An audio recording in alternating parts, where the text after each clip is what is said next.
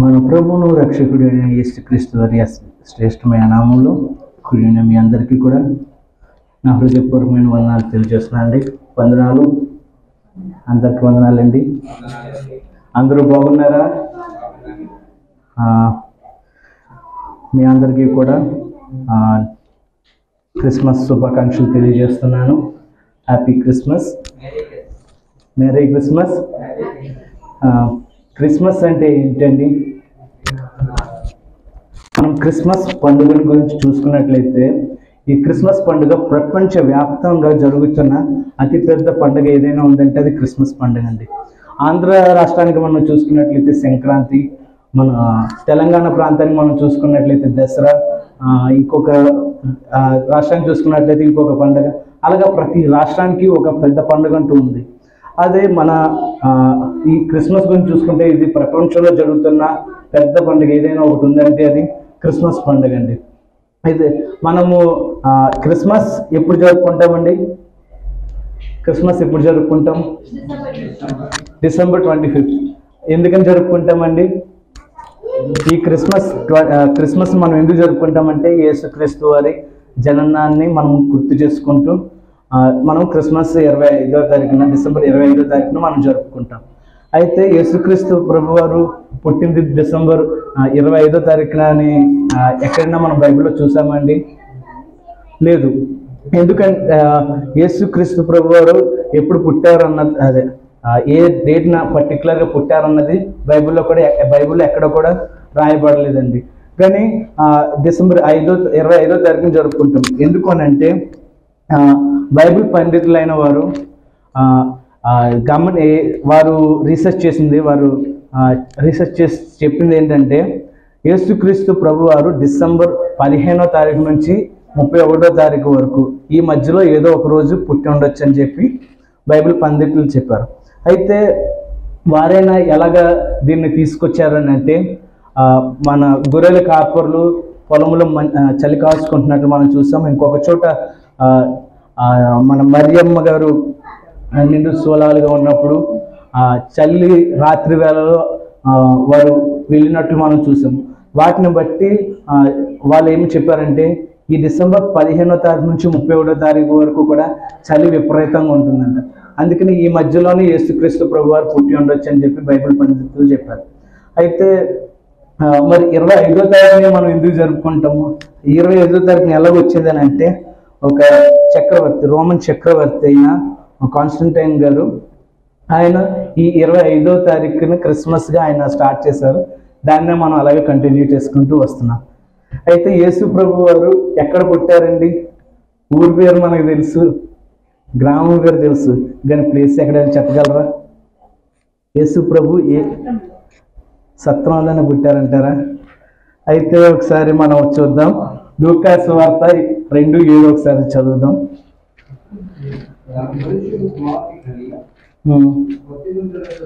దానికంటే ముందు వచ్చిన కూడా ఒకసారి చదువుతారు. వారు అక్కడ ఉన్నప్పుడు ఆవిడ ప్రసవ దినములో నిండెను గనుక తన తొలిచూలు కుమారుని కని పొత్తిగుడ్డలతో చుట్టి సత్రములో వారికి స్థలము లేనందున ఆయనను పశువుల తొట్టెలో పరుండబెట్టాను.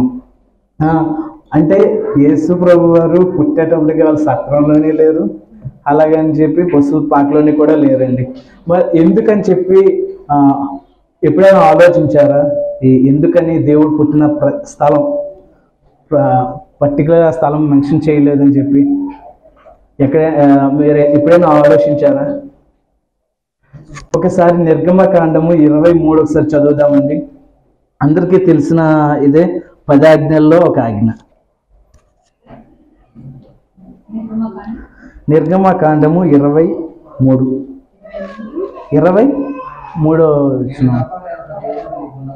నేను తప్ప వేరొక దేవుడు మీకు ఉండకూడదు. అంటే మరి నేను తప్ప వేరొక దేవుడు ఉండకూడదు అని చెప్పి మనం నిర్గమకాండంలో చూసాం. అయినా మరి యేసు ప్రభువుని మనం ప్రపంచ వ్యాప్తంగా మనం అందరం కూడా ఆయన్ని దేవునిగా మనం కొలుస్తున్నాం. మరి ఆయన దేవుడు అయినప్పుడు ఆయన పుట్టిన స్థలం మనకి తెలియడం వల్ల తప్పేముందండి? ఆయన పుట్టిన స్థలం మనకి తెలియడం వల్ల తప్పేముంది? ఎందుకని తప్పు లేదంటారా? ఓకే, అలాగైతే మనము చూసుకుందాం. మనం ఫిలిప్పి 2:7 చూద్దాం ఒకసారి. మనుషుల పోలికగా పుట్టి దాసుని స్వరూపం ధరించుకొని తన్ని తాను రిక్తునిగా చేసుకున్నాను. అక్కడ ఏంటండి? తన్ని తాను రిక్తునిగా చేసుకున్నాను.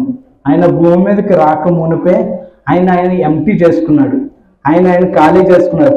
కాబట్టి మనం యోహాను సువార్త 14:20 మనం చూసినట్లయితే ఆయనకంటే పైన ఉన్నది తండ్రి అని చెప్పి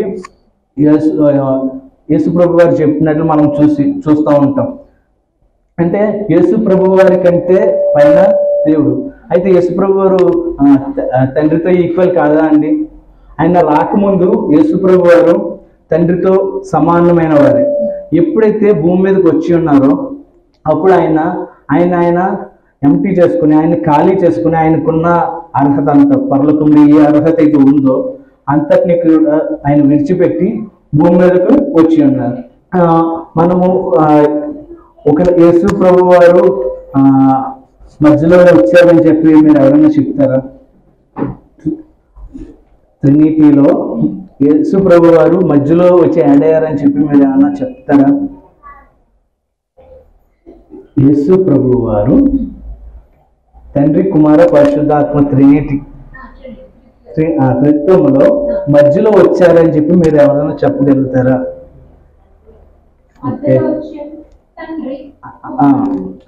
మధ్యలో మీన్స్ మధ్యలో వచ్చి యాడ్ అయ్యారని చెప్పి ఎవరైనా అంటారా? అలాగైతే మనం యోహాను సువార్త 1:1 నుంచి మనం చూసుకున్నట్లయితే ఆదియందు వాక్యం ఉండెను, వాక్యం దేవుని యొద్ద ఉండెను, ఆ వాక్యము దేవుడై ఉండెను. ఆదియందు ఏముందండి? వాక్యం ఉంది. అంటే అయితే మనం 14వ వచనం కూడా కింద 14వ వచనం దగ్గరికి వెళ్తున్నాం. ఆ వాక్యము శరీరధారి అయి కృపా సత్య సంపూర్ణుడిగా మన మధ్యన నివసించును. చాలండి. మనం అక్కడ చూసుకున్నట్లయితే వాక్యము శరీరధారి అయి కృపా సత్య సంపూర్ణుడు. అయితే మనం మొదట్లో చూసుకున్నట్లయితే ఆదిందు వాక్యం అన్నారు. ఆ వాక్యం ఇక్కడ మనం 14 చూసినట్లయితే శరీరధారి, అంటే యేసు ప్రభు వారు ఆదిలో కూడా ఉన్నారు. ఆయన మధ్యలో వచ్చి యాడ్ అయిన వారు కాదండి. మనము ఆది కాండంలో మనం సృష్టి క్రమంలో మనం చూసినప్పుడు అక్కడ తండ్రి, కుమార, పరిశుద్ధాత్మ ముగ్గురు కూడా ఉన్నారు. అంటే అక్కడ లిఖించబడలేదు అని అంటే అక్కడ వారు లేనట్లు కాదు. మనము మిగతా సువార్తల్లో మనం చూసినట్లయితే అక్కడ ఆయన మేము అని చెప్పి ఉంటుందండి. అంటే అక్కడ యేసు ప్రభు వారు కూడా సృష్టి ప్రారంభంలో ఉన్నారు. ఓకే, అయితే డిసెంబర్ 25న క్రిస్మస్ కాదని చెప్పి మనం అనుకున్నాం. మరి క్రిస్మస్ 25వ తారీఖున ఎందుకు జరుపుకుంటారో చెప్పాము. యేసు ప్రభు వారు భూమి మీదకి ఎందుకు వచ్చారు? ఎందుకంటే ఒక్కసారి మీ బైబిల్ తెచ్చిన వారు అందరూ కూడా ఒకసారి మత్తయి సువార్త స్టార్టింగ్ వచనం, అంటే మత్తయి సువార్త 1వ అధ్యాయం తీయండి. ఒకవేళ పాత నిబంధన నుంచి మీరు వస్తూ ఉన్నట్లయితే మలాకి,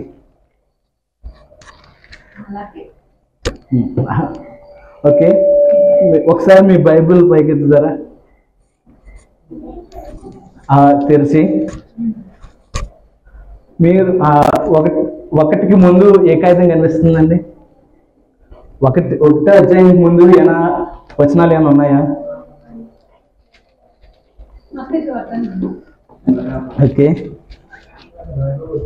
ఈ తెల్ల కాగితం కనిపిస్తుంది కదండి అందరికి. ఈ తెల్ల కాగితం యొక్క విలువ 400 సంవత్సరాలు. ఆ తెల్ల కాగితం ఒక విలువ 400 సంవత్సరాలు. పాత నిబంధన నుంచి కొత్త నిబంధన వరకు మధ్యలో ఒక 400 సంవత్సరాల పాటు దేవుని వాక్కు భూమి మీదకి రాలేదు. అప్పుడు ప్రజలందరూ కూడా విచ్చలవిడిగా పాపంలో మునిగి ఉన్నారు, పాపంతో నింపబడి ఉన్నారు. కాబట్టి యేసు ప్రభు గారు వచ్చారు. లూకాసు వార్త 19:10 ఒకసారి మనం చదువుకుందామండి. ఆయన ఎందుకు వచ్చారు అన్నది అక్కడ రాయబడి ఉన్నది.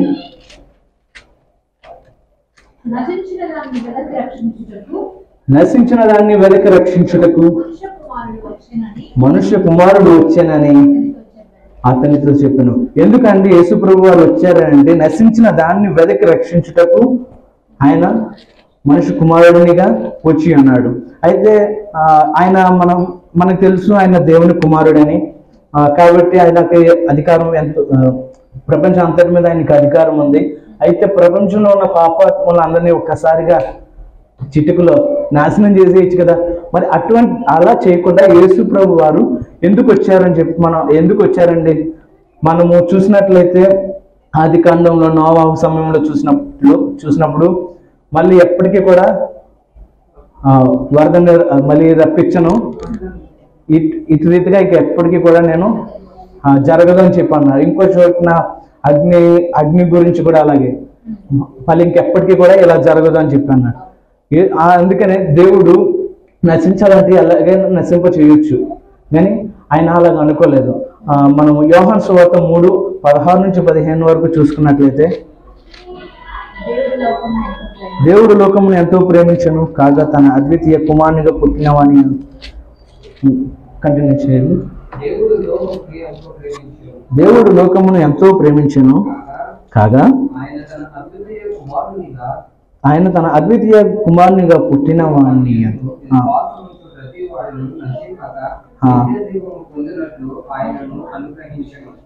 లోకము తన కుమారుని ద్వారా రక్షణ పొందుటకే గాని లోకమునకు తీర్పు తీర్చుటకు దేవుడు ఆయనను లోకమునకు పంపలేదు. యేసు ప్రభు వారు లోకమునకు తీర్పు తీర్చడానికి రాలేదండి. ప్రపంచంలో ఉన్న ప్రతి ఒక్కరిని, నిన్ను నన్ను ప్రతి ఒక్కరిని కూడా ఆయన రక్షించడానికి ఈ రోజు వచ్చి ఉన్నాడు. మనము చేసిన ప్రతి పాపము కొరకు, అది మన చేతుల ద్వారా కావచ్చు, మన కంటి ద్వారా కావచ్చు, మాటల ద్వారా కావచ్చు, ఆలోచన ద్వారా కావచ్చు, నడవడిక ద్వారా కావచ్చు, మనము చేసిన ప్రతి ఒక్క పాపమును దాని నుంచి మనం రక్షించుటకు యేసు ప్రభు వారు ఆ కలువలో ప్రాణం పెట్టి మనం రక్షించుకోవడానికి ఆయన వచ్చి ఉన్నాడు. అంతేనండి, కాదని ఎవరైనా అంటారా? ఎందుకు ఒక్క ఆయన వల్ల పాపం అంతా పోతుంది అని అంటే, ఆయన ఎలా వచ్చాడంటే ఒక గొర్రె పిల్లలాగా వధింపబడడానికి ఒక గొర్రె పిల్ల వల్ల ఆయన వచ్చి ఉన్నాడు. కాబట్టి ఆయన ద్వారా మన పాపములన్నీ కూడా కొట్టివేయబడుతున్నాయండి. ఓకే, మీరు క్రిస్మస్ లో ఏమేమి చూస్తూ ఉంటారండి? రెగ్యులర్ గా మీరు బ్యాక్ ఎట్ అవర్ హోమ్స్, మన ఊర్లోని క్రిస్మస్ జరుగుతున్నప్పుడు మీరు ఏమేమి చూస్తూ ఉంటారండి? చెప్పండి, పర్వాలేదు. ఓకే, అక్కడ ఆగండి. క్రిస్మస్ చెట్టు, ఈ క్రిస్మస్ చెట్టు గురించి మనం చూసుకున్నట్లయితే, ఈ క్రిస్మస్ చెట్టు అన్నది దాని గురించి బైబిల్ అయితే ఎటువంటి ఏమంటారు అది ఎలా వచ్చింది అన్నది కానీ ఎక్కడ కూడా బైబిల్లోని క్రిస్మస్ చెట్టు గురించి అయితే రాయబడలేదు. కానీ మనము ప్రతి క్రిస్మస్ లోని కూడా క్రిస్మస్ ట్రీని పెట్టుకుంటూ ఉంటాం. ఎలా వచ్చింది అంటే చాలా కథలు ఉన్నాయి దాని కొరకు. కానీ ఒకటి చూసుకున్నట్లయితే రోమా ప్రభుత్వంలోని వారికి ఉన్న ఒక అలవాటు, వాళ్ళ కల్చర్ ఏంటంటే చెట్లను అందంగా అలంకరిస్తారంట. పండగలప్పుడు వారి పండగలు కావచ్చు, ఇంట్లో ఏమైనా ఫంక్షన్స్ జరిగినప్పుడు కావచ్చు, చెట్లను అందంగా అలంకరించి వారి పండగలు జరిపించుకుంటూ ఉంటారు. అయితే ఒకరోజు మన అందరికీ తెలిసి ఉంటాడు మార్టిన్ లూథర్ గారు. ఆయన please can you give that mic. Luther గారు ఆయన ప్రయాణం చేస్తున్న సమయంలో ఒక చోటుకు వెళ్తుండగా ఒక చెట్టును చూసి ఆయన ఇష్టపడి ఆ చెట్టు కొమ్మని తీసుకొచ్చుకొని దాన్ని అందంగా అలంకరించాడు. అది క్రిస్మస్ టైంలో. క్రిస్మస్ టైంలో ఆయన ఆ చెట్టును అందంగా అలంకరిస్తే ఆయన్ని ఫాలో అయ్యేవారు, దాన్ని ఆచరిస్తూ వచ్చారు. అలాగే క్రిస్మస్ చెట్టు వచ్చింది. అంతేగాని బైబిల్లో ఎక్కడా కూడా క్రిస్మస్ చెట్టు గురించి లేదండి. అవి తర్వాత ఆయన అనుసరిస్తున్న వాళ్ళు తీసుకొచ్చిన తర్వాత దాన్ని ఇంకా అలాగే క్రైస్తవంలోకి వచ్చింది. రెండోదిగా ఏం చూస్తూ ఉంటాం క్రిస్మస్లో? స్టార్. స్టార్ గురించి మనకు తెలిసింది. యేసు ప్రభు వారు పుట్టినప్పుడు జ్ఞానులకి దారి చూపించింది. ఇంకా ఆయన పశువుల తొట్టులో పడుకుంటూ పెట్టారు కాబట్టి పశువుల తొట్టు, జ్ఞానులు వచ్చారు కాబట్టి వాటన్నిటిగా మనం చూస్తాం. మనం బైబిల్లో చూడండి ఏదైనా క్రిస్మస్లో మనం చూస్తాం. ఇంకొకటి ఉంది, కాదు, యా, సంతోషానికే. Next gifts. యేసు ప్రభు వారు బహుమతిగా మన కొరకు వచ్చారు కాబట్టి. Okay, next. Yes, Santa Claus, Christmas తాత. చిన్నపిల్లలందరికీ కూడా క్రిస్మస్ తాత అంటే భలే ఇష్టం కదండి. ఆయన ఎప్పుడు వచ్చినప్పుడు చాక్లెట్లు ఇస్తా ఉంటాడు. ఆయన గురించి మనం చూసుకున్నట్లయితే ఆయన గురించి కూడా బైబిల్ ఎక్కడ కూడా లేదు. క్రిస్మస్ తాత గురించి ఇంకా దాని గురించి చాలా స్టోరీస్ ఉన్నాయి. ఈ క్రిస్మస్ తాత గురించి చాలా స్టోరీస్ ఉన్నాయి. అయితే అసలు ఈ క్రిస్మస్ తాత ఎవరు అని అంటే ఆయన పేరు సెయింట్ నికోలస్. సెయింట్ నికోలస్ అన్న ఆయన పుట్టింది ఒక ఉన్నతమైన కుటుంబంలో పుట్టాడు, బాగా రిచ్ ఫ్యామిలీ. అయితే తన తల్లిదండ్రులు ఇద్దరు కూడా దేవుని ఏళ్ల భయభక్తులు కలిగి ఉన్నవారు. ఆయన కూడా అదే భయభక్తుల్లో ఆయన్ని కూడా పెంచారు. ఆయన చిన్నతనంలో ఉండగానే తన తల్లిదండ్రులు ఇద్దరిని కూడా కోల్పోయాడు. ఆ కోల్పోయిన ఆయన తన బంధువుల ఇంట్లో పెరుగుతూ వచ్చాడు. ఓకే, పెరుగుతూ వచ్చాడు. అప్పుడు కూడా ఆయన ఎవరైనా పేదవారు ఉంటే సహాయం చేసేవాడు అనమాట. అలా సహాయం చేసే అలవాటు ఆయనకు ఉంది. అలాగా ఎదుగుతూ వచ్చాడు. ఎదుగుతూ వచ్చిన తర్వాత ఆ కాలంలోని కొంతమంది బిషప్స్, క్రైస్తవ బిషప్స్ అన్నవారు చాలా వృద్ధాప్యంలో ఉన్నారంట. వృద్ధాప్యంలో ఉన్నప్పుడు ఈ ప్లేస్కి, ఈ ఏమంటారు, ఈ సీట్కి ఎవరు అర్హులు అని చెప్పి అన్నప్పుడు వారిని ఎదుగుతుంటే కొంతమంది ఈ సెయింట్ నికోలస్ గారిని ఎన్నుకున్నారంట. ఈయన పెట్టండి అని చెప్పి, ఎందుకంటే ఈయన అందరికీ సాయం చేస్తూ ఉంటాడు కదా. ఆయన ఆ పొజిషన్కి వెళ్ళిన తర్వాత కూడా విడిచిపెట్టకుండా అందరికీ సాయం చేస్తుండేవాడు. కానీ ఆయన ఎంత సహాయం చేసినా ఆ సహాయాన్ని పక్కన ఉన్న వారికి తెలియనిచ్చేవాడు కాదు. ఆయన డిసెంబర్ 6వ తారీఖు, ఎప్పుడండి? డిసెంబర్ 6 అంటే ఇంకా టైం ఉంది. బుధవారం ఆయన చనిపోయిన రోజు అనమాట. ఆయన చనిపోయింది డిసెంబర్ 6వ తారీఖున. అయితే ఆయన చనిపోయిన తర్వాత ఆయన చేసిన పనులన్నీ కూడా ఎలాగైతే సహాయం చేశాడో ఆ సహాయాలన్నీ కూడా బయటికి వచ్చాయండి. అయితే ఆయన మరి క్రిస్మస్లో యేసు ప్రభుకి ఆయనకి ఎక్కడ లింక్ లేదు కదా. మరి క్రిస్మస్ పండుగలో ఆయన ఎందుకు కనిపిస్తారండి? ఎందుకు కనిపిస్తారంటే ఆయన వస్త్రధారణ మన క్రిస్మస్లో జరిగే డెకరేషన్స్ వాటన్నిటికీ కూడా సిమిలర్గా ఉందంట. దాన్ని బట్టి అలా మెల్లిగా అది క్రిస్మస్లోకి వచ్చింది. కానీ క్రిస్మస్ తాత అయితే బైబిల్లో ఎక్కడ కూడా లేరండి.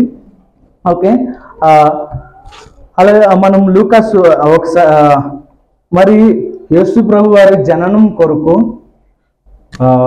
మరియా యోసేపును దేవుడు ఎన్నుకున్నాడు కదా. వారిని ఎందుకు ఎన్నుకున్నాడండి? ఆ కాలంలో మనం చూసుకున్నట్లయితే అనేక మంది స్త్రీలు పెళ్ళిళ్ళు చేసుకోకుండా, ఎందుకంటే పాత నిబంధనలో అనేక ప్రవచనాలు ఉన్నాయి కదండి. ఆయన ఒక కన్య గర్భం నందున పుడతాడని చెప్పి, ఒక కన్యకు పుడతాడని చెప్పి మనం పాత నిబంధనలోని చూస్తూ ఉంటాం. కాబట్టి ఆ ప్రవచనాల నెరవేర్పు కొరకు అనేక మంది స్త్రీలు పెళ్ళిళ్ళు చేసుకోకుండా దాని కొరకు ఎదురు చూస్తూ ఉండేవారు. ఆ సమయంలో యేసుక్రీస్తు ప్రభు వారి కొరకు, ఆయన పుట్టడం కొరకు మరియమ్మను ఎన్నుకున్నారంట. ఎందుకు ఎన్నుకున్నారని చెప్పి ఒక్కసారి మనము చూసుకుందామండి. లూకా సువార్త 1:27. ఈ దావీదు వంశస్థుడైన యోసేపును ఒక పురుషునికి ప్రదానము చేయబడిన కన్యక యొద్దకు దేవుని చేత పంపబడిన. ఆ కన్యక పేరు మరియా. ఆ దూత లోపలకు వచ్చి ఆమెను చూచి, దయాప్రాప్తురాల, నీకు శుభము, మేమేమిటో అని ఆలోచించుకుంటుండగా దూత, మరియా భయపడకుము, దేవుని వలన నీవు కృప పొందితివి. ఇదిగో నీవు గర్భము ధరించి కుమారుని కని ఆయనకు యేసు అని పేరు పెట్టుదువు. ఆయన గొప్పవాడై సర్వోన్నతుని కుమారుడు అనబడును. ప్రభు అయిన దేవుడు ఆయన తండ్రి అయిన దావీదు సింహాసనమును ఆయనకిచ్చెను. ఆయన యాకోబు వంశస్థులలో యుగ యుగములను ఏలును. ఆయన రాజ్యము అంతము లేనిదై ఉండునని ఆమెతో చెప్పెను. అందుకు మరియా, నేను పురుషుణ్ణి ఎరుగనదానై ఇది ఎలాగూ జరుగునని దూతతో అనగా, దూత, పరిశుద్ధాత్మ నీ మీదకు వచ్చును, సర్వోన్నతుని శక్తి నిన్ను కమ్ముకును గనుక పుట్టబోవు శిశువు పరిశుద్ధుడై దేవుని కుమారుడు అనబడును. మరియు నీవు బంధువురాలైన ఎలిజబెత్ కూడా తన వృద్ధాప్యమందు ఒక కుమారుణ్ణి గర్భము ధరించి ఉన్నది. గొడ్రాలు అనబడిన ఆమెకు ఇది 6వ మాసము. దేవుడు చెప్పిన ఏ మాట అయినను నిరర్థకము కానేరదని ఆమెతో చెప్పెను. అందుకు మరియా, ఇదిగో ప్రభువు దాసురాలను, నీ మాట చెప్పున నాకు జరుగునుగాక అనేను. అంతటి దూత ఆమె యొద్ద నుండి వెళ్ళెను. మనము చూసుకున్నట్లయితే మరియమ్మ గారు అప్పటికి కూడా యోసేపు గారికి ప్రదానము చేయబడి ఉండెను. అంటే వారి కల్చర్ ప్రకారము, వాళ్ళ కల్చర్ ప్రకారం ఏంటంటే పిల్లలకి 10-15 సంవత్సరాలు 9 సంవత్సరాలు వచ్చేటప్పటికి వారికి ఒకరితో ఒకరికి ఎంగేజ్మెంట్ చేసేస్తూ ఉంటారంట. అంటే వాళ్ళకి అప్పటికే ఎంగేజ్మెంట్ అయిపోతుంది అనమాట. అప్పటికే ప్రధానం అయిపోయి ఉంటుంది. అయిపోయిన తర్వాత వాళ్ళకి 15-18 సంవత్సరాలు వచ్చిన తర్వాత వారికి పెళ్లి చేస్తారు. అప్పటిదాకా వీరిద్దరు కూడా కలవడానికి వీలు ఉండదు. అలాగా యోసేపు గారు మరియమ్మ గారికి ప్రదానం చేయబడి ఉన్నారు. అయితే ఒకసారి మళ్ళీ కూడా నేను ఇదే అధ్యాయంలోని రిఫరెన్స్లు చెప్తాను. 27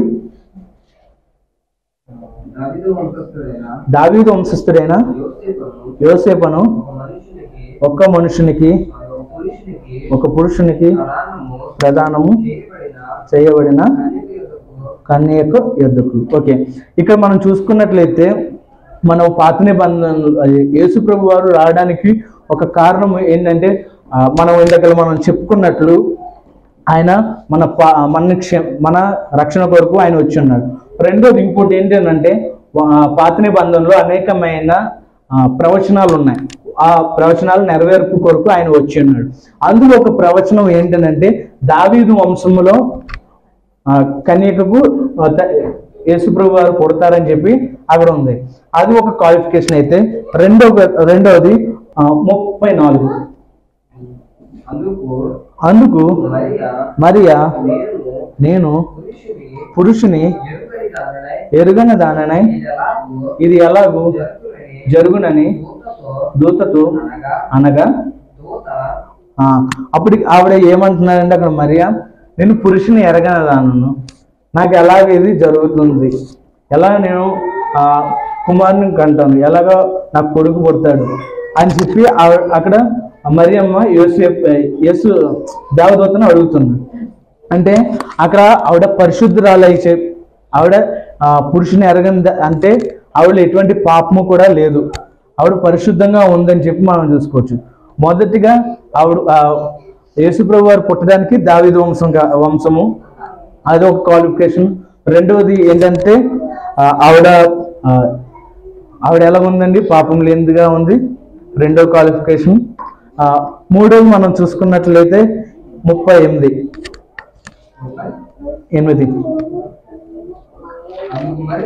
అందుకు మరియా, ఇదిగో ప్రభుదాసురాలను, మీ మాట చెప్పున నాకు జరుగునుగాక నేను. మనం చూసినట్లయితే మిగతా పై వచనాలు కూడా మనం ఇందాక చదివాం కదా, మనం ఎక్కడ కూడా మనం చూసినట్లయితే మరియా నాకు ఇది వద్దు అని చెప్పి ఎక్కడ కూడా అనలేదు. దేవుని మాటకు, దేవదూత మాటకు ఆవిడ విధేయురాలై ఉంది, ఆవిడ ఆ మాటకి అంగీకరించింది. దానివల్ల ఏమైనా ఇబ్బందులు రావా అని అంటే ఆవిడకి ఇబ్బందులు వస్తాయి. అయినప్పటికీ కూడా దేవుడు నాతో చెప్పాడు, అది జరగాలి అంతే. దాని కొరకు ఎన్ని శ్రమలు వచ్చినా ఎదుర్కోవడానికి సిద్ధపడింది కాబట్టి దేవదూత చెప్పినట్టు జరుగును గాక అని చెప్పి ఆవిడ అన్నది. ఈ కారణాల చేత ఆవిడ ఎటువంటి వ్యక్తి అన్నది దేవునికి తెలుసు కాబట్టి ఆవిడని ఎన్నుకున్నారు. అయితే ఆవిడని ఒక్కరిని ఎన్నుకుంటే సరిపోతుందా అంటే, అఫ్కోర్స్ మనం క్రిస్మస్లోని కానీ ఎక్కడైనా మనం చెప్పుకున్నప్పుడు ఈవిడ గురించే చెప్పుకుంటాం కానీ ఇంకొకరి గురించి మనం చెప్పుకోం. ఆవిడ ఉంటే సరిపోతుందా? లేదు, యోసేపు ఉండాలి. మరి ఆయనకు కూడా క్వాలిఫికేషన్స్ ఉండాలి కదా, ఆయన క్వాలిఫికేషన్స్ లేకపోతే ఎలాగా? మత్తయి సువార్త 1:18 నుంచి మనం ఇందాక మనం చదువుకున్నాము కాబట్టి 18 నుంచి 21 వరకు, మళ్ళీ 24. యేసుక్రీస్తు జన్మ మీద మెట్లనగా ఆయన తల్లి అయిన మరియా యోసేపునకు ప్రదానము చేయబడిన తరువాత వారి ఏకము కామునుగు ఆవిడ పరిశుద్ధాత్మ వలన గర్భవతిగా ఉండెను. ఆవిడ భర్త అయిన యోసేపు నీతిమంతుడై ఉండి ఆమెను అవమానపరుచున్నొల్లక రహస్యముగా ఆమెను విడనాడ ఉద్దేశించెను. అతడు ఈ సంగతులను గూర్చి ఆలోచించుకుంటుండగా ఇదిగో ప్రభుదూత స్వప్నమందు అతనికి ప్రత్యక్షమై, దావీదు కుమారుడైన యోసేపు, నీ భార్య అయిన మరియను చేర్చుకొనుటకు భయపడకుము, ఆమె గర్భము ధరించినది పరిశుద్ధాత్మ వలన కలిగినది. ఆమె ఒక కుమారుని కనెను, తన ప్రజలను వారి పాపముల నుండి ఆయనే రక్షించెను కనుక ఆయనకు యేసు అని పేరు పెట్టేశారు. ఇదిగో కన్యక 24 చదువుదాం. యోసేపు బెత్లెహేము నిద్ర మేలుకొని ప్రభుదూత తనకు ఆజ్ఞాపించిన ప్రకారము తన భార్యను చేర్చుకొనేను. మనం ఓకే ఒకసారి ఇక్కడ మనం చూసుకున్నట్లయితే ఇందాక మనం మరియమ్మ దగ్గర చూసుకుంది, ఇక్కడ కూడా ఒక క్వాలిఫికేషన్ మనం చూడొచ్చు. ఏంటంటే దావీదు వంశము అక్కడ మనం చూసుకున్న క్వాలిఫికేషన్ ఏంటండి? యేసుప్రభు గారు ఆవిడ గర్భం పుట్టడానికి ఆవిడకున్న క్వాలిఫికేషన్ ఏంటండి? ఒకటి దావీదు వంశము, రెండవది ఆవిడ పరిశుద్ధంగా ఉంది, మూడోది దేవుని మాటకి విధేయురాలైంది. అయితే మనం ఇక్కడ ఈయన గురించి చూసుకున్నట్లయితే, యోసేపు గారి గురించి చూసుకున్నట్లయితే ఈ ఒకటి ఫస్ట్ ఏంటంటే ఈయన దావీదు వంశంలో పుట్టినవాడు, అక్కడ కూడా అదే ఇక్కడ అదే. రెండవది ఈయన నీతిమంతుడు.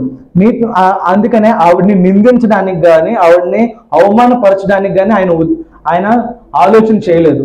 ఆవిడని అవమానపరచకూడదు, ఆవిడని ఇబ్బంది పెట్టకూడదు.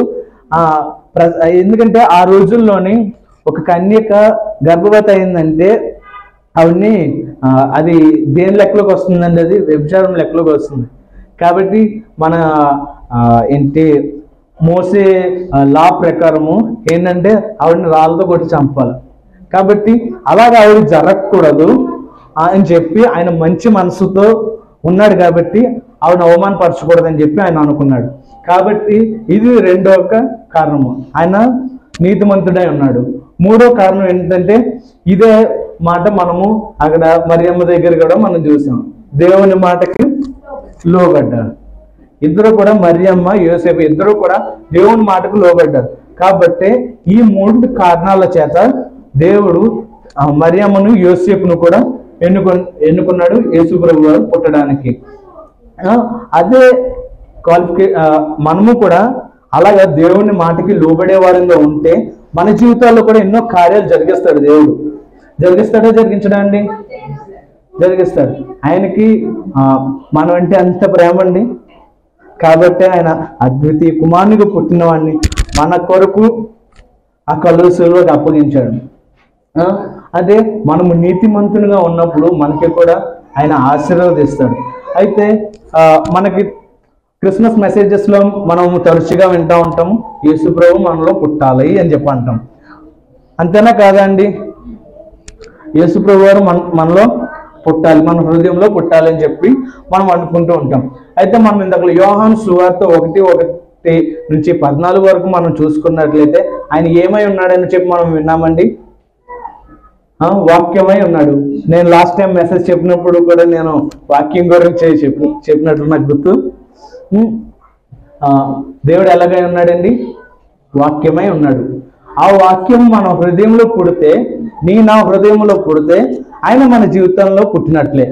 మనం అందరం కూడా బాప్తిసం తీసుకున్నాం కదండి. బాప్తిసం తీసుకున్న ప్రతి ఒక్కరు కూడా దేవునిలో మనము పుట్టినట్లే కదండి. అదే మనం ఇందాక ఎక్కడంటే ఇందాక మనం చూసాము, మీలో నేను నాలో మీరు అని చెప్పి మనము చూసాం. 15వ అధ్యాయం యోహాను సువార్త 3:16-15 అక్కడ చూసాం. అంటే మనము ఆయనలో పుట్టడం అంటే బాప్తిసంలో మనము బాప్తిసం తీసుకున్నప్పుడు మనం ఆయనలో పుడతాం. అదే యేసు ప్రభు వారు కూడా మన ఏమంటున్నారు? నాలో మీరు, మీలో నేను. అంటే మనం బాప్తిసం తీసుకుని ఆయనలో పుడితే ఆయన మనలో పుడతారు. అయితే ఒక దేవుడు మన జీవితంలో పుట్టడం ఒక ఎత్తు అయితే దాన్ని కాపాడుకోవడం కూడా మరి ఒక ఎత్తు. మనము ఒకసారి దేవుడు మన హృదయంలో పుట్టాలని చెప్పి అనుకున్నాం కదా, దాన్ని కాపాడుకుంటకు, యేసు ప్రభుని కాపాడుకుంటకు మరియమ్మ యోసేపు గారు ఏం చేశారన్నది మనము చూసుకొని మనము ముగించుకుందాం. ఓకే అండి. లూకా సువార్త 1:38, మత్తయి సువార్త 1:24. త్వరగా ఇద్దరు తీసి దాన్ని అది చదవాల్సిందిగా కూర్చున్నా.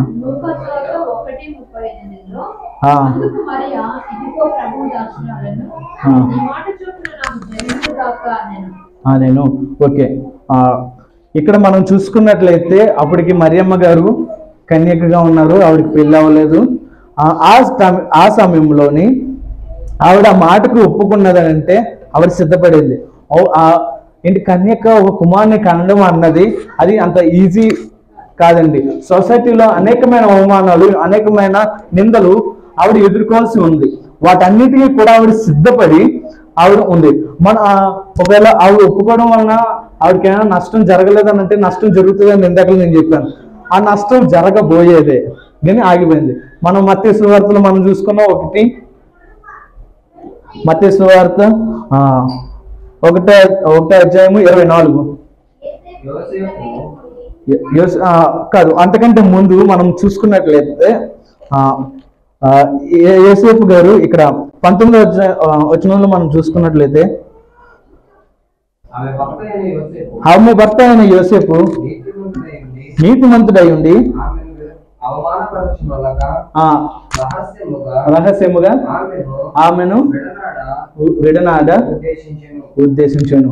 ఇక్కడ మనం చూసుకున్నట్లయితే ఆయన్ను యోసేపు గారు మరియమ్మ గారిని విడిచిపెట్టేయాలనుకున్నాడు. ఆవిడ గర్భవతి అయిన కారణం చేత భర్త ఆమెను విడిచిపెట్టాలని చెప్పి అనుకున్నాడు. అంటే ఆవిడ సిద్ధపడింది అది సాధారణమైన ఇది కాదు. దాని కొరకు ఎన్నో అవమానాలు ఆవిడ ఎదుర్కోవాల్సింది. ఆ అవమానాలు అన్నిటిని కూడా ఎదుర్కోవడానికి ఆవిడ సిద్ధపడింది. అలాగే మనము కూడా మనలో దేవుడు మనలో పుడితే మనం కూడా అనేక అవమానాలు మన జీవితంలో కూడా మనం ఎదుర్కోవాల్సి వస్తుంది. వాటి కొరకు కూడా మనం సిద్ధపడాలి. వాటి కొరకు మనం సిద్ధపడి వాక్యాన్ని మనం కాపాడుకోవాలి. ఇప్పుడు ప్రతి ఆదివారం మనం చర్చికి వస్తూ ఉంటాం కదా. మీరు అందరూ కూడా ఆల్రెడీ 20 years దాటింది కాబట్టి కింద చిన్నపిల్లలకు తెలుస్తుంది. ప్రతి ఆదివారం చర్చికి వెళ్ళే పిల్లలు కావచ్చు, ప్రతి ప్రార్థనకి వెళ్ళే పిల్లలు కావచ్చు, స్కూల్లో స్టూడెంట్స్ ద్వారా ఫ్రెండ్స్ ముందు వాళ్ళు కొన్ని అవమాన మాటలు ఎదుర్కొంటారు. మా తమ్ముడు మా చిన్నమ్మ గారికి 2 కొడుకులు. ఒక కొడుకు ఒక స్కూల్లో చదువుతున్నాడు. మా తాతయ్య గారు ఒక గ్రౌండ్కి హల్లెలూయా గ్రౌండ్స్ అని చెప్పి పేరు పెట్టారు. అంటే మీటింగ్స్కి ఒక 2 ఎకరాల గ్రౌండ్ని సిద్ధపరిచి దానికి హల్లెలూయా గ్రౌండ్స్ అని పేరు పెట్టారు. ఆయన మా వాడు ఎక్కడ స్కూల్లో కనిపించినా మాస్టర్ ఒరే హల్లెలూయా గ్రౌండ్ ఎక్కడ ఉన్నావు, ఒరే హల్లెలూయా గ్రౌండ్ ఎలా ఉన్నావు అంటే ఆ మాట మనకి బాగానే ఉంటుంది. కానీ ఇతరుల ముందు అది చెప్పినప్పుడు అది ఎలా ఉంటుందంటే అవమానకరంగానే ఉంటుంది. అది ఏదైనా తిట్టాలా అన్నా ఒరే హల్లెలూయా అని చెప్పి తిట్టడం అంటే అది అలాగా అవమానాలు ఎదుర్కోవాలి. మనం ఆ వాక్యం మన హృదయంలో ఉందంటే మనం దేనికి సిద్ధంగా ఉండాలండి? ఒకటి అవమానాలు ఎదుర్కోవడానికి సిద్ధంగా ఉంది. యోసేపు గారు ఆవిడని విడిచిపెట్టాలనుకున్నప్పుడు ఆయన మీద ఆధారపడిన వాడిని, దేవుడి మీద ఆధారపడిన వాడిని దేవుడు విడిచిపెట్టాడా అండి? విడిచిపెట్టాడు. కాబట్టే మనం ఆ కింద మనం చూసుకున్నట్లయితే ఏం చెప్తున్నా, దేవదత్త యోసేపు గారి దగ్గరకు వచ్చి ఏం చెప్తున్నాడండి? ఆవిడని విడిచిపెట్టొద్దు, ఆవిడ పరిశుద్ధాత్మ వలన గర్భం ధరించి ఉన్నదని చెప్పి దేవదూత ఆయనకి యోసేపు గారికి చెప్తున్నారు. అంటే మనం ఏంటని అర్థం ఏంటంటే మనము ఆయన వాక్యాన్ని మన హృదయంలో ఉంటే మనకు అవమానాలు ఎదురవుతుంటే వాటి నుంచి మనం తప్పించడానికి ఆయన సమర్థుడు. ఎల్లప్పుడూ కూడా మనని ఎదురవబోతున్న శ్రమల నుంచి మనం తప్పించడానికి ఆయన ఎప్పుడు కూడా సంసిద్ధుడై ఉంటాడు. ఒకటి ఏంటంటే అవమానాలు ఎదుర్కోవడానికి సిద్ధంగా ఉండాలి. రెండోది మనం చూసుకుందాం, మత్తయి సువార్త 1వ అధ్యాయము 24 నుంచి 25. యోసేపు నిద్ర మేలుకొని ప్రభువు దూత తనకు ఆజ్ఞాపించిన ప్రకారం చేసి తన భార్యను చేర్చుకొనెను. ఆమె కుమారుని కను వరకు ఆమెను ఎరుగకుండెను. అతడు ఆ కుమారునికి యేసు అను పేరు పెట్టెను. మనం ఇక్కడ చూసుకున్నట్లయితే ఒకటి అవమానాలు ఎదుర్కోవడానికి సిద్ధంగా ఉండాలి. రెండోది నిగ్రహంగా ఉండాలి. ఎందుకంటే ఆల్మోస్ట్ అందరూ కూడా 30 అబవ్ ఉన్న వాళ్ళే కాబట్టి ఈజీగా ఇది అర్థం అవ్వచ్చు అని చెప్పి నేను అనుకుంటున్నాను. ఒక ఇప్పుడు ఇద్దరు అబ్బాయి అమ్మాయి ప్రేమించుకున్నారనుకోండి. ఒక అబ్బాయి అమ్మాయి ప్రేమించుకుని వాళ్ళ మీద ఒక ఎక్స్పెక్టేషన్ అంటూ ఉంటుంది. అంతేనంటారా? వాళ్ళ మీద ఒక ఎక్స్పెక్టేషన్ అంటూ ఉంటుంది. వాళ్ళతో ఇది చేయాలి, అది చేయాలి, అక్కడికి వెళ్ళాలి, ఇక్కడికి వెళ్ళాలి, అది తినాలి, ఇది తినాలి, అలా చూసుకోవాలి, ఇలా చూసుకోవాలని చెప్పి అనేకమైన ఎక్స్పెక్టేషన్స్ ఉంటాయి. మనం యోసేపు మరియమ్మ గారు వారి గురించి చూసుకున్నట్లయితే వారికి ప్రధానమైన తర్వాత వారి 3 సంవత్సరాల పాటు వాళ్ళకి పెళ్ళి అవ్వలేదు. అంటే ఈ మధ్యలో వారిద్దరి మధ్యలో ఎన్నో ఎక్స్పెక్టేషన్స్ అన్నవి, ఒకరి మీద ఒకరికి ఎక్స్పెక్టేషన్స్ అయితే ఉంటాయి. కానీ ఆ ఎక్స్పెక్టేషన్స్ కూడా వారు ఏమంటారు, అవి తీర్చుకోవడానికి కూడా వారి నిగ్రహంగా ఉన్నారు. యోసేపు గారు నిగ్రహంగా ఉన్నారు. అంటే ఒకటేంటి, మన వాక్యం మన జీవితంలో ఉన్నప్పుడు మనము ఎలా ఉండాలండి, అవమానపడడానికి కూడా సిద్ధపడాలి. వాక్యం మనలో ఉన్నప్పుడు మనము నిగ్రహంగా ఉండాలి. ఎందుకంటే మనము చాలామంది చర్చిలో చూసుకున్నట్లయితే చర్చికి వచ్చినప్పుడు చాలా పరిశుద్ధంగా కనిపిస్తారు. అంటే కొత్త పెళ్లి గుర్తులాగా మెల్లిగా నడుచుకుంటూ వస్తారు. చర్చిలో చూస్తే వీళ్ళకంటే మంచి వాళ్ళు ఇంకెవరు లేరు రా బాబు అనిపిస్తుంది. అదే ఒక్కసారి చర్చి అయ్యి బయటకు వెళ్ళిన తర్వాత వాళ్ళని చూస్తే బాబోయ్, ప్రపంచంలో ఉన్న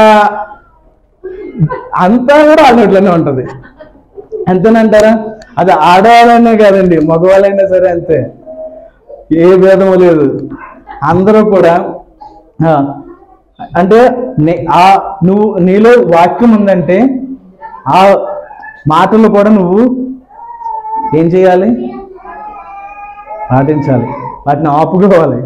అది బయటికి రాకుండా ఎన్నైనా ఉండొచ్చు నీ హృదయంలో, వాటిని మనం అది మాట్లాడకుండా ఉంటే మెల్లిగా అవి మన జీవితం నుంచి అయిపోతూ ఉంటాయి.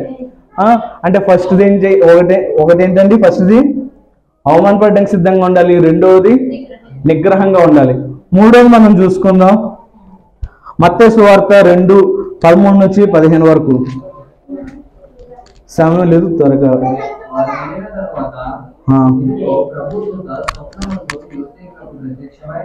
వారు వెళ్ళిన తర్వాత దేవదూత యోసేపునకు స్వప్నమందు ప్రత్యక్షమై హేరోదు ఆ శిశువును సంహరింపబడిన ఆయనను వెదకబోచున్నాడు గనుక నీవు లేచి ఆ శిశువును ఆయన తల్లిని వెంట పెట్టుకొని ఐగుప్తునకు పారిపోయి నేను నీకు తెలియజేయ వరకు అక్కడనే ఉండుమని అతనితో చెప్పెను. అప్పుడు అతడు లేచి రాత్రి వేళ శిశువును తల్లిని తోడుకొని ఐగుప్తునకు వెళ్ళి ఐగుప్తులో నుండి ఆ కుమారుని ఓకే, మనం ఇక్కడ చూసుకున్నట్లయితే మిడ్ నైట్ టైంలో, అర్ధరాత్రి టైంలోని ఎక్కడికి వెళ్ళారండి? శిశువుని తీసుకుని ఎక్కడికి వెళ్ళారండి? వారు ఉన్నది ఎక్కడండి? బెత్లెహేంలో ఉన్నారు. బెత్లెహేముకిను ఐగుప్తుకి మధ్యలో 300 కిలోమీటర్లు డిస్టెన్స్ ఉందండి. ఆ డిస్టెన్స్లో ఆ డిస్టెన్స్ కూడా రాత్రి వేళలో అక్కడికి వెళ్ళిపోయారు. ఓకే, అంటే ఒక ఎగ్జాంపుల్ చెప్తా, అది ఎంత కష్టమైందంటే, ఒకసారి నేను బీటెక్ చదువుతున్న టైంలోని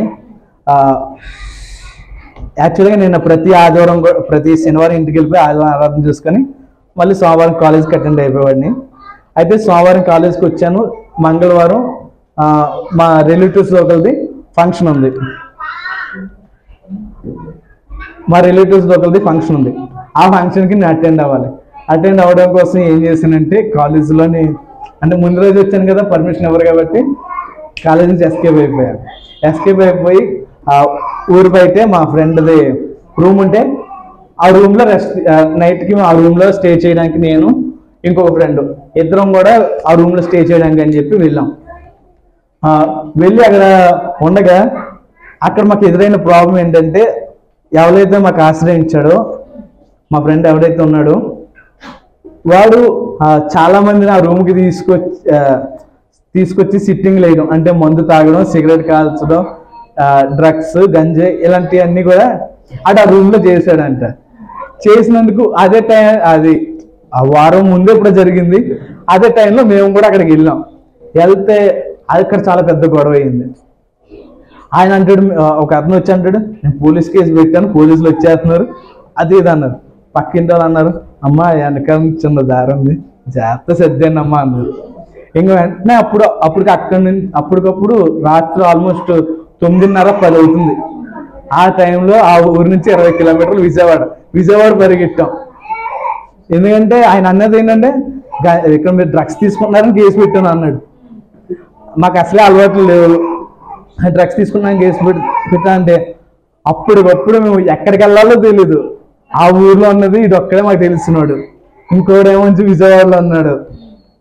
ఇంకప్పుడు రాత్రి వేళ ఆ టైంలో అక్కడ నుంచి మేము ఆగమేఘాల మీద అప్పుడు మేము షార్ట్లు వేసుకుని రిలాక్స్ అవుతున్నాం కదా, పడుకోవడానికి సిద్ధంగా ఉన్నాం, షార్ట్లు వేసుకుని ఉన్నాం. ఆ షార్ట్లతోనే పరిగెట్టేసాం విజయవాడ. అంటే ఒక రాత్రి పరిగెట్టడం అంటే అది చాలా కష్టం అండి. అది చాలా పెయిన్ఫుల్ సిచ్యువేషన్. అదే సిచ్యువేషన్ ఇక్కడ మరియమ్మ యోసేపు గారు కూడా ఫేస్ చేస్తున్నారు.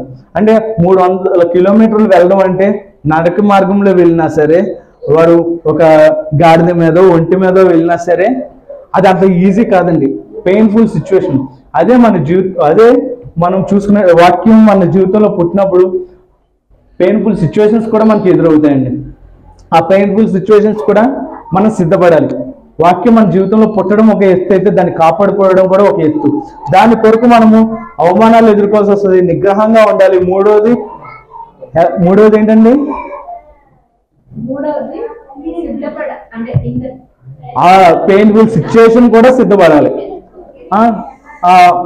ఇవన్నీ కూడా ఎదుర్కొన్నందుకు మరియమ్మ గారు కానీ యోసేపు గారు కానీ వీటన్నిటిని ఎదుర్కొన్నారు కదా, దాని వలన ఆవిడకి వచ్చిన ప్రతిఫలం ఏంటన్నది మనం చూద్దామండి.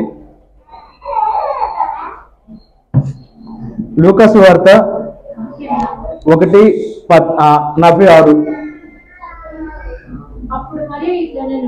అప్పుడు మరి ఇట్లా నేను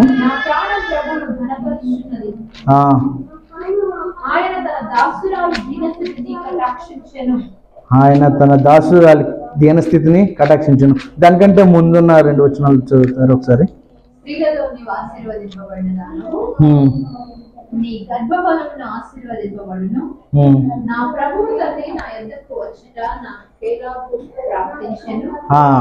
ఏంటండి, నా ప్రభు తల్లి నా దగ్గరికి వచ్చుట నాకు ఎలాగూ ప్రాప్తించాను. అంటే ఇప్పుడు ఒక ఎమ్మెల్యే గారు మా దగ్గరికి ఒక పాకలో ఉంటున్న ఇంటికి ఒక ఎమ్మెల్యే గారు వచ్చారనుకోండి, అది రావడం ఈజీ అంటారా? ఒక పెద్ద వ్యక్తి చిన్న వ్యక్తి దగ్గరికి రావడం ఈజీ కాదు. మనం ఇక్కడ చూసుకున్నట్లయితే మరియమ్మ గారు అక్కడ ఉన్న ఆవిడెవరండి, ఎలిజబెత్ కంటే మరియమ్మ గారు చిన్న ఆవిడ పెద్ద ఆవిడేం కాదు.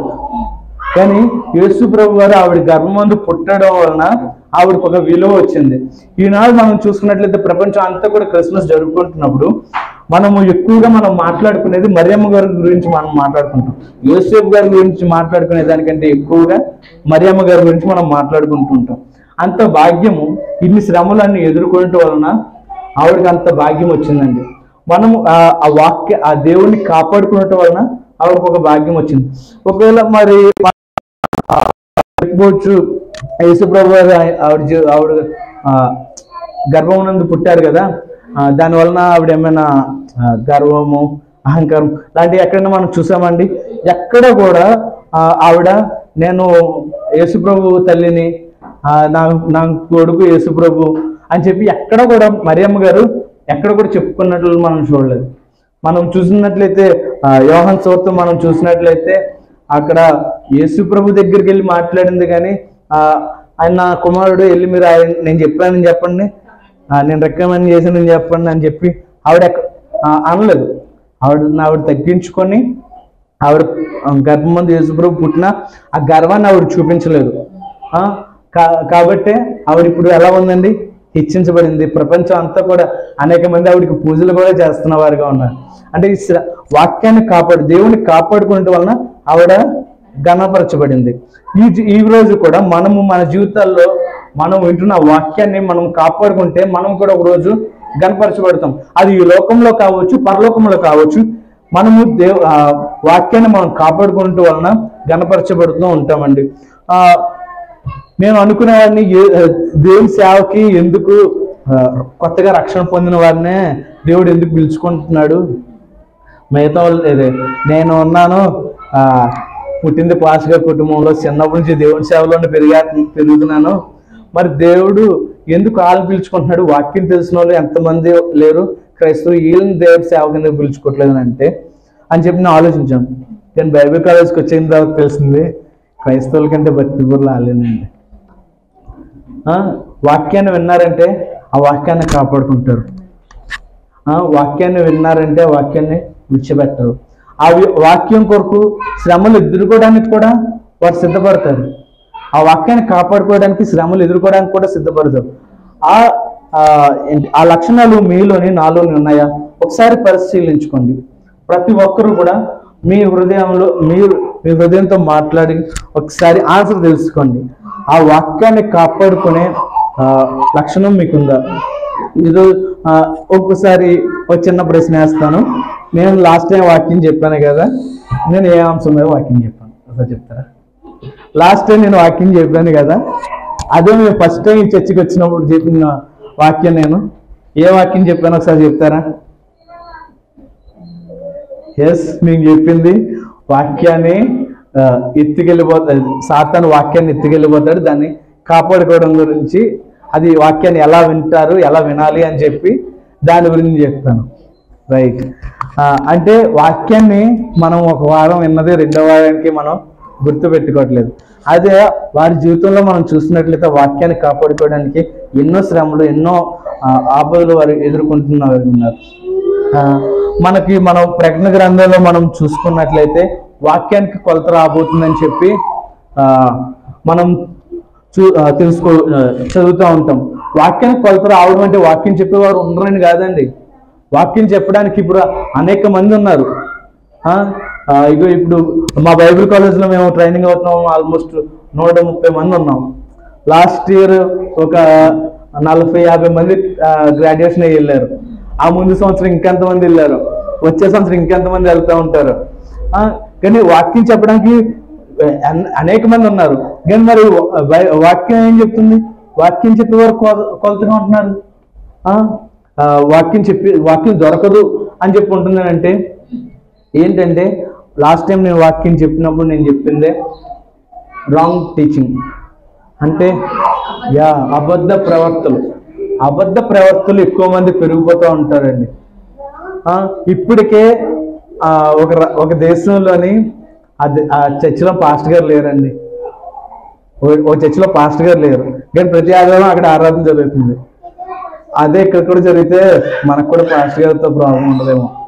ఏంటంటే రోబో, అక్కడ ఆరాధన జరిపిస్తుంది రోబో అండి. అక్కడ ఆరాధన జరిపిస్తుంది ఏంటండి? రోబో. అంటే అది వచ్చినా వాక్యం చెప్పొచ్చు కదా అని చెప్పంటే, అది వచ్చినా అది చెప్పి దానికి ఒకరు దాన్ని ఆపరేట్ చేయాలి. అంటే ఈ వారం ఈ వాక్యం చెప్పాలి, ఈ వారం ఈ పాటలు పాడేలా మనం ఒక ప్రోగ్రామ్ ఇస్తే అదే చెప్తుంది, అదే వాక్యం చెప్తుంది, అదే పాటలు పాడుతుంది. అంటే అప్పుడు మరి అక్కడ రాంగ్ టీచింగ్కి కూడా, రాంగ్ డాక్టరీన్స్ కూడా అక్కడ అవకాశం ఉందండి. సో మన వాక్యాన్ని ఇప్పుడే మనం ఈ వాక్యాన్ని కాపాడుకుంటే అటువంటి రోజు వచ్చినప్పుడు మనము కూడా మన జీవితంలో వాక్యం ఉంటుంది కాబట్టి మనం చెడిపోకుండా ఉంటామండి. వాక్యాన్ని మనం కాపాడుకుంటూ వలన ఇక్కడే కాదు, మీరు ఎక్కడికి వెళ్ళినా సరే వాక్యాన్ని మీరు మీ హృదయంలో కాపాడుకుంటూ ఉంటే అది ఎటువంటి నొప్పి సిచ్యువేషన్స్ వచ్చినా, పెయిన్ఫుల్ సిచ్యువేషన్స్ వచ్చినా, ఎన్ని అవమానాలు వచ్చినా మీరు వాక్యాన్ని కాపాడుకుంటూ ఉంటే అది ఇక్కడనే కాదు ఇంకెక్కడైనా సరే, మీరు వేరే దేశానికి వెళ్ళినా, వేరే ఊరు వెళ్ళినా అక్కడ మీరు ఆ వాక్యం ద్వారా మీరు కనపరచబడతారండి. మీరు అందరూ కూడా ఇప్పటి నుంచి మీరు అందరూ కూడా వాక్యం మన హృదయంలో పుట్టడం అంటే యేసు ప్రభు పుట్టడమే మన హృదయంలో. ఆ వాక్యాన్ని కాపాడుకుందాం. ఈ చిన్న వాక్యాన్ని దేవుడు దీవించును గాక. అందరూ తల వంచినట్లయితే తల వంచి కళ్ళు మూసుకున్నట్లయితే ప్రార్థన చేసుకుందాం. స్తోత్రం స్తోత్రం స్తోత్రం స్తోత్రం స్తోత్రం స్తోత్రం స్తోత్రం స్తోత్రం స్తోత్రం స్తోత్రం సకల ఆశీర్వాదం కానుభూతులేమో పలుకు తండ్రి, మీకే స్తుతులు స్తోత్రాలు వందనాలు ప్రభువా. నా దేవ, ఇదిగోండి ప్రభు నా తండ్రి, ఈరోజు దీనినైనా నా ద్వారా మీరు నా తండ్రి వాక్యం ద్వారా మాట్లాడినందుకు వందనాలు చెల్లించున్నాను తండ్రి. ఈ వాక్యం ప్రభు నా తండ్రి అందరి జీవితాల్లో ప్రభు నా తండ్రి నా దేవ పని చేయుటకు కృపను అనుగ్రహించమని అడుగుతున్నాను ప్రభు నా తండ్రి. నేను రోజు చెప్పిన వాక్యం ఎంతమందికి అర్థమైందో నాకు తెలియదు ప్రభు నా తండ్రి. నా దేవ, యూట్యూబ్ చూస్తున్నారు కావచ్చు, ఎవరికైనా ప్రభు నా తండ్రి ఈ వాక్యం ప్రభు నా తండ్రి ఎంతమందికి అర్థమైందో నాకైతే తెలియదు, కానీ ప్రభు నా తండ్రి సమస్తం ఎరిగిన వాడు ప్రభు నా తండ్రి. నా దేవ విన్న వారందరినీ దీవించమని ఆస్వాదించమని అడుగుతున్నాను ప్రభు నా తండ్రి. ఇదిగోని ప్రభు నా తండ్రి మరియు యోసేపుల జీవితంలో మేము చూసుకున్నట్లయితే ప్రభు నా తండ్రి మొదటిగా వారు ప్రభు నా తండ్రి మీ జనం కొరకు వారు ప్రభు నా తండ్రి అవమానించబడడానికి సిద్ధపడ్డారు ప్రభు నా తండ్రి. మీ జననం కొరకు ప్రభు నా తండ్రి వారు ఆశలు నిగ్రహంగా ఉంచుకున్నారు ప్రభు నా తండ్రి. నా దేవ, నీ జననం వలన ప్రభు నా తండ్రి వారు ప్రభు నా తండ్రి నా దేవ నిన్ను కాపాడుకున్నట్టుకు ప్రభు నా తండ్రి దేశం కాని దేశము ప్రభు నా తండ్రి, ఊరు కాని ఊరు ప్రభు నా తండ్రి అర్ధరాత్రి కాల సమయంలో ప్రభు నా తండ్రి మిడ్ నైట్ టైంలో ప్రభు నా తండ్రి పరిగెట్టుకుంటూ వెళ్ళారు ప్రభు నా తండ్రి. నా దేవ, అలాగే ప్రభు నా తండ్రి మేము ప్రభు నా తండ్రి నా దేవ మా హృదయంలో పుట్టిన నిన్ను ప్రభు నా తండ్రి మేము ప్రభు నా తండ్రి అలా కాపాడుకునే వారంగా మేము ఉండటకు ప్రభు నా తండ్రి ఎన్ని శ్రమలు వచ్చినా ఎన్ని శోధనలు వచ్చినప్పటికీ ప్రభు నా తండ్రి నా దేవ నిన్ను మేము కాపాడుకునే వారంగా మేము ఉండటకు కృపను అనుగ్రహించమని అడుగుతున్నాను ప్రభు నా దేవ. నా దేవ, ఎందుకు పనికిరాని ప్రభు నా తండ్రి వారిని నన్ను ప్రభు నా తండ్రి నిలబెట్టుకొని ప్రభు నా తండ్రి వాడుకున్న విధానాన్ని బట్టి వారిని ఆశ్రయించున్నాం తండ్రి. నా దేవ, నా చిన్ని ప్రార్థన చేసుకుని చేసినాములు అడిగినాం తండ్రి. ఆమె ఈ సమయాన్ని ఇచ్చిన దేవాది దేవునికి మళ్ళీ తమ్ముడు జాన్ నిరీక్షణకి కూడా నా హృదయపూర్వకమైన వందనాలు.